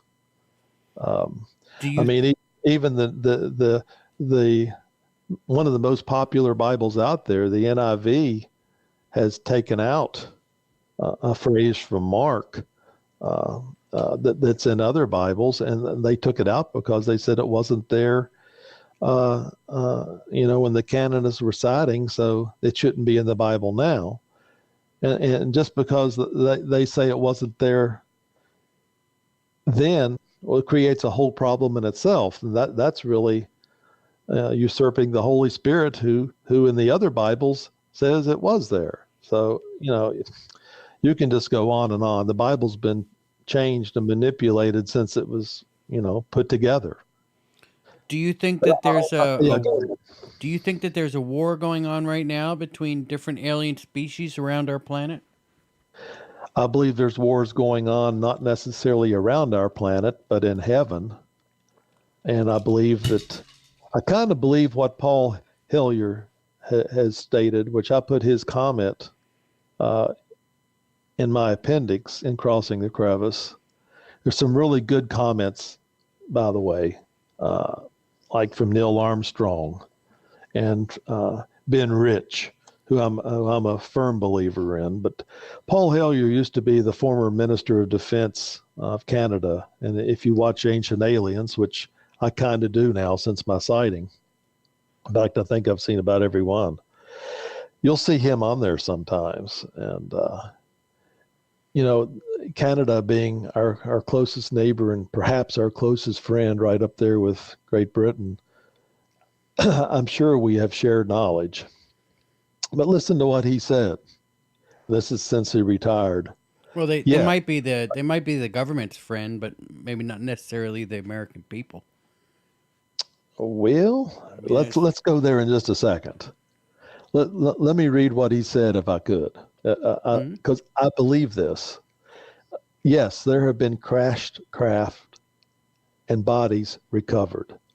At least 4 species have been visiting Earth for thousands of years. Decades ago, visitors from other planets warned us about the direction we were heading and offered help. Instead, some of us interpreted their visits as a threat. That should not surprise us, and decided to shoot first and ask questions later.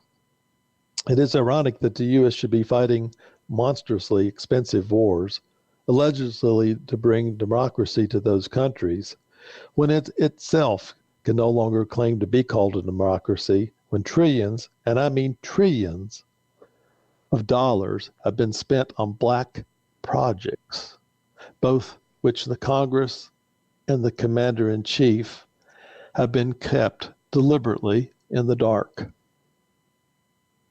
Now, we can go a lot of places with that, but let's back up what you wanted to say first, Michael.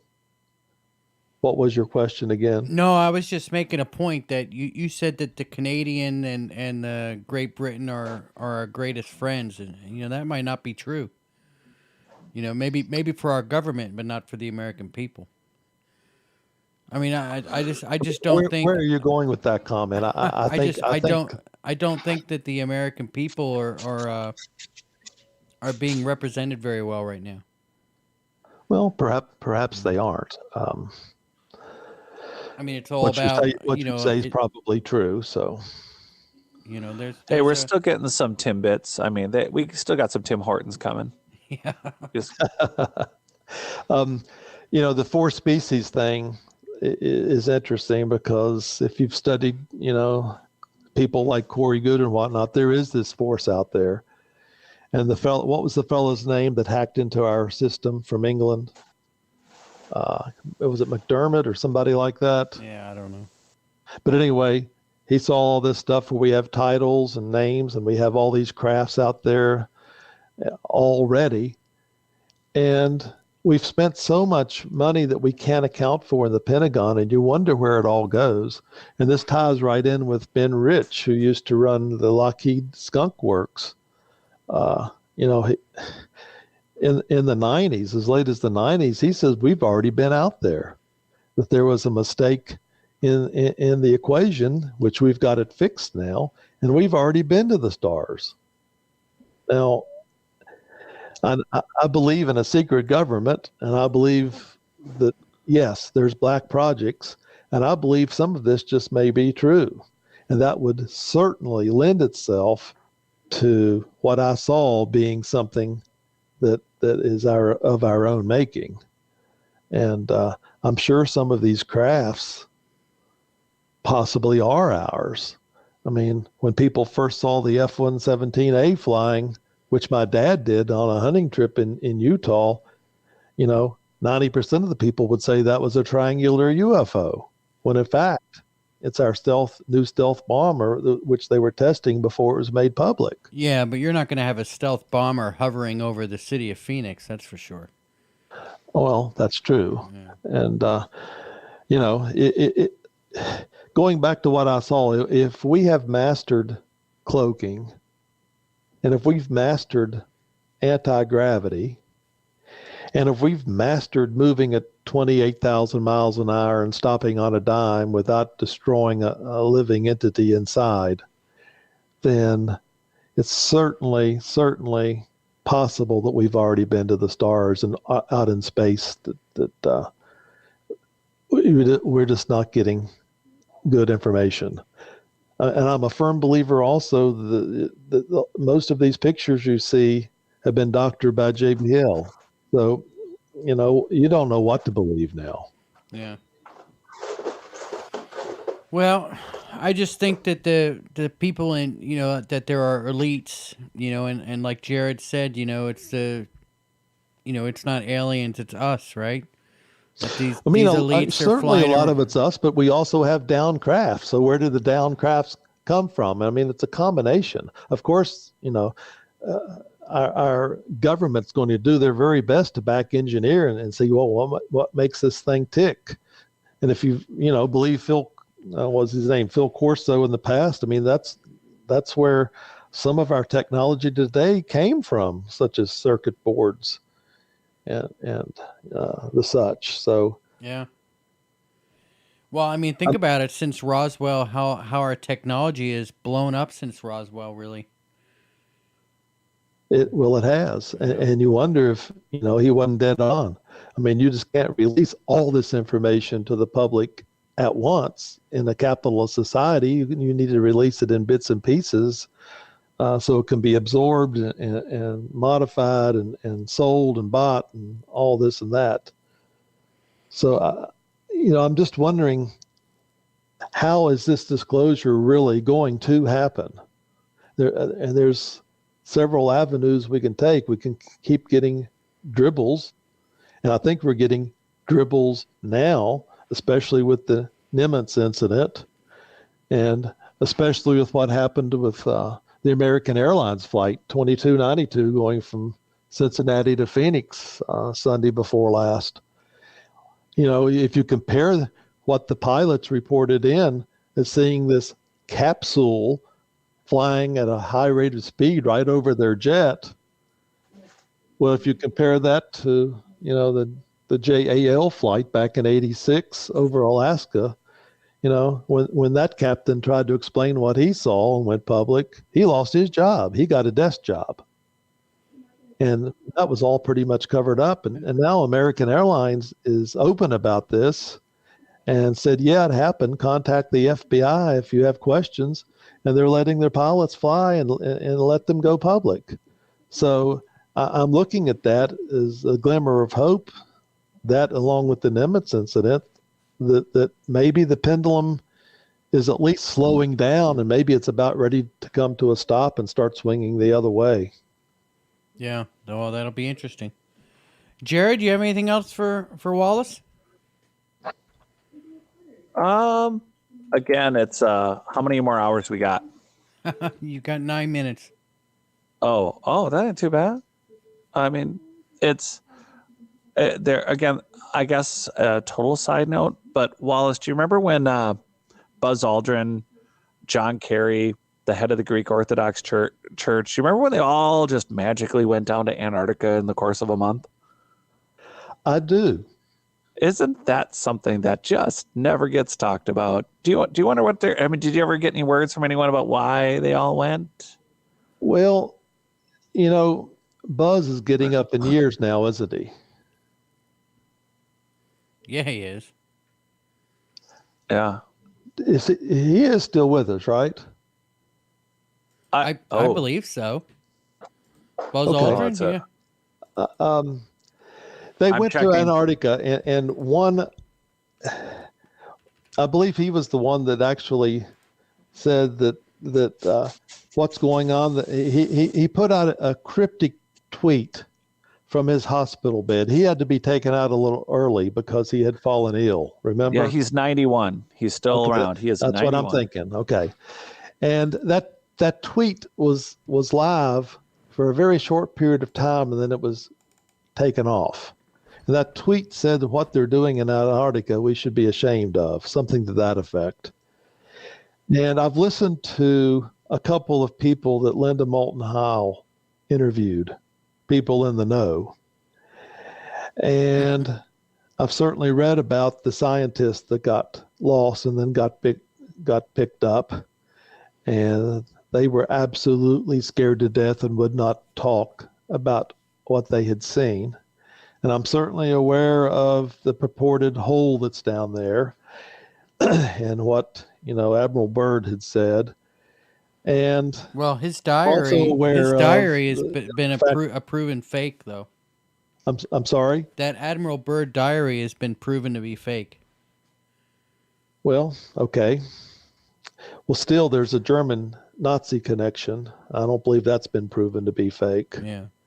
And you wonder, we know that the submarines had a direct route from Spain through Antarctica, going through Argentina. So you just wonder what is down there. The two people that, Linda Moulton Howe interviewed said without a doubt, there's artifacts down there covered up with the snow and ice. And without a doubt, they're the same shapes that Jared had been mentioning, pyramid shapes and with the angles and whatnot.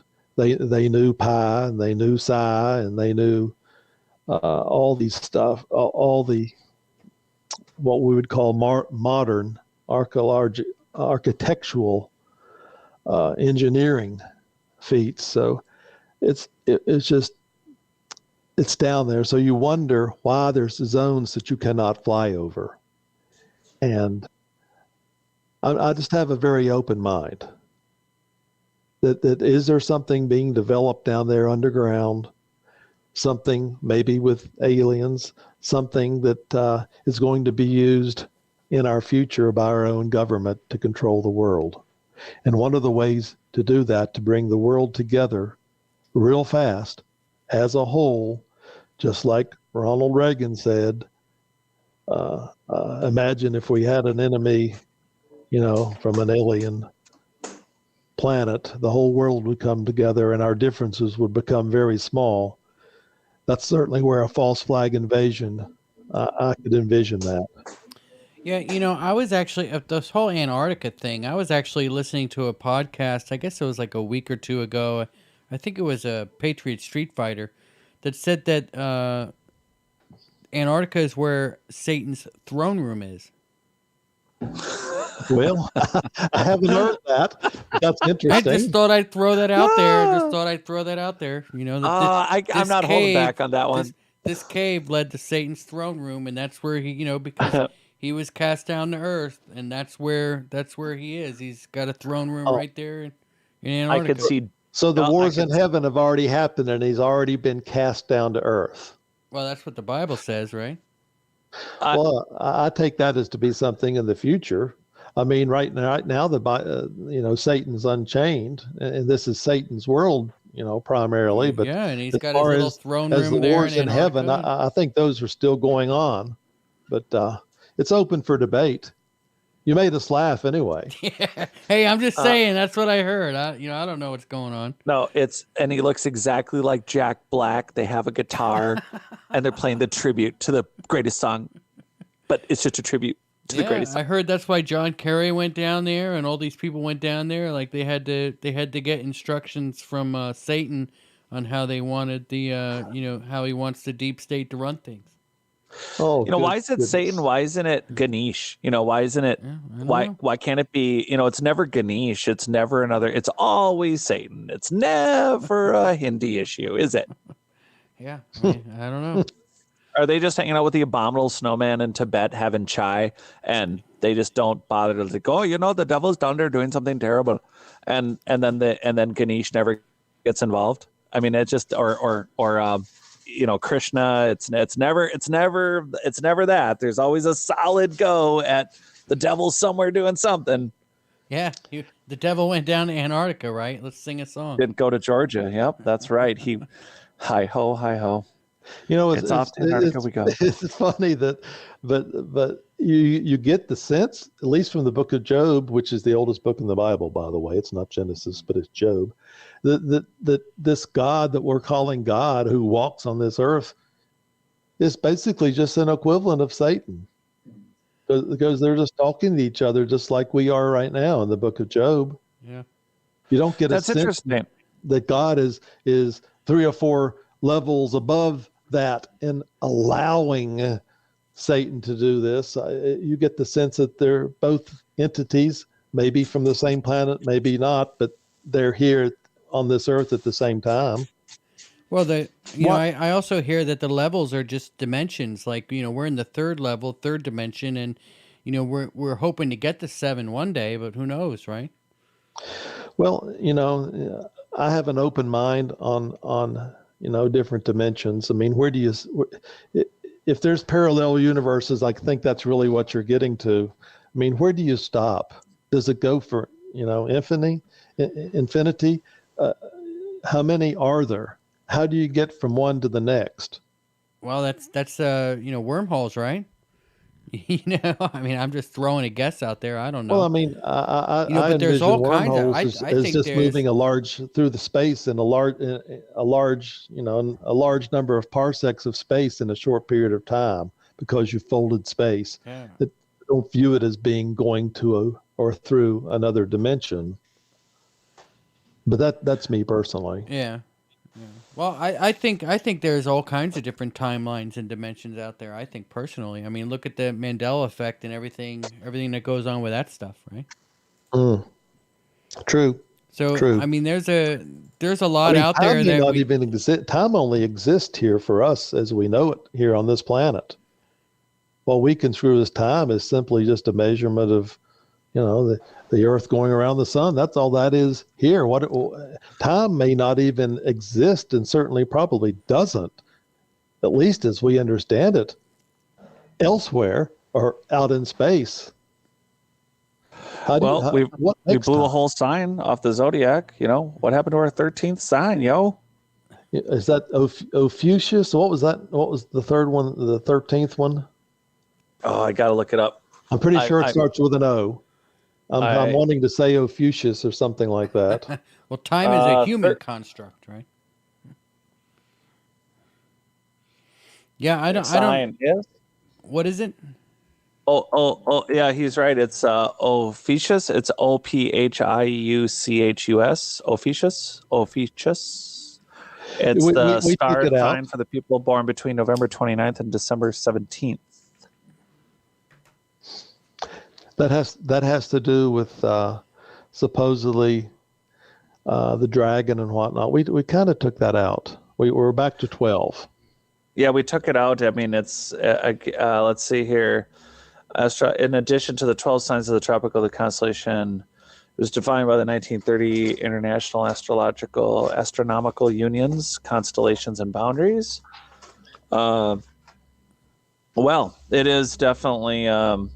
It's an option. We could bring it back, but don't want to give anyone else anything else to worry about. The Earth takes like 26,000 years to go through its cycle, and 12 into 26,000 is not a good number, but 13 was, and so what we have now is we have the 12 signs of the Zodiac, but we've created what's called cusp, so we overlap, going from one sign to the next, where if you had the Ophiuchus, then everything was a straight 2,000 years, switching between each of the 13. So that's kind of what happened. We removed Ophiuchus, and then we replaced it with cusp. So you can't pick a specific day at a specific time to say you're going from the age of Pisces to the age of Aquarius. They overlap hundreds of years. That's so interesting. And by the way, when you read in your Bible, it always talks about the end of the age. The end of the age, that's really referring to the end of the age of Pisces going into the age of Aquarius. And we are still technically within the cusp of that switch right now. So well, didn't the many hippies people would say it? We're in Aquarius now, but we're still in that gray area where we've left Pisces going into Aquarius. I thought the hippies brought us into the age of Aquarius in the 60s. Yeah, well, that's true. They were, but and as most people would say, we're in Aquarius now. However, nobody can say specifically at what second, on what day, what month, on what year that formal switch was made. They've created what's called the cusp, CUSP now, that has several hundred years on both sides. So it's not an instant switch, it's a gradual switch. Oh, you guys are going to love this. In 1970, of course, according to the great Wikipedia, Stephen Schmidt, in his Astrology 14, advocated a 14th sign of the Zodiac, introducing Ophiuchus, December 6th to the December 31st, and Cetus, May 12th to June 6th as new signs. But hey, that was the 70s. Just saying. All right, guys. Hey, we got to wrap it up, man. We're over 2 hours, so let's I guess let's just go ahead and wrap it up, huh? If that's okay with you guys. Sure Yeah. thing. I mean, it's getting late. We'll start losing everybody's attention. So, Jared, why don't you tell everybody where to find you? Yeah, so I'm at notaliens.com. You can buy a signed copy of my book there, or you can go to Amazon.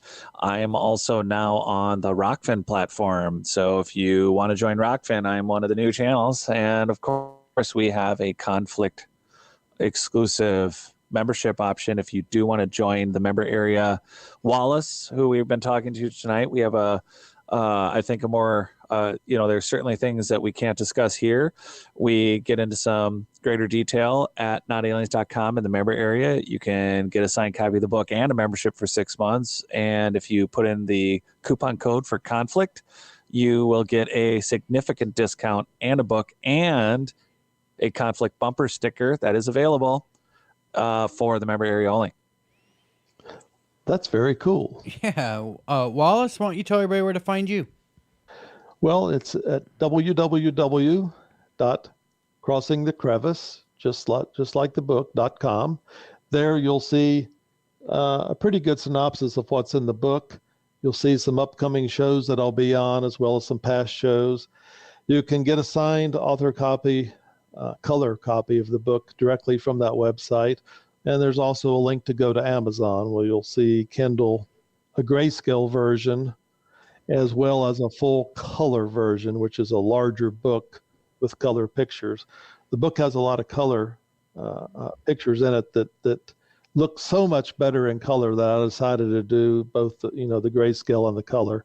In doing that, you learn real fast that if you put one color picture in the book on one page, the whole book becomes color and exponentially more expensive. That's why the color book's, like 3 times more expensive than the black and white. So I just wanted to make that clear.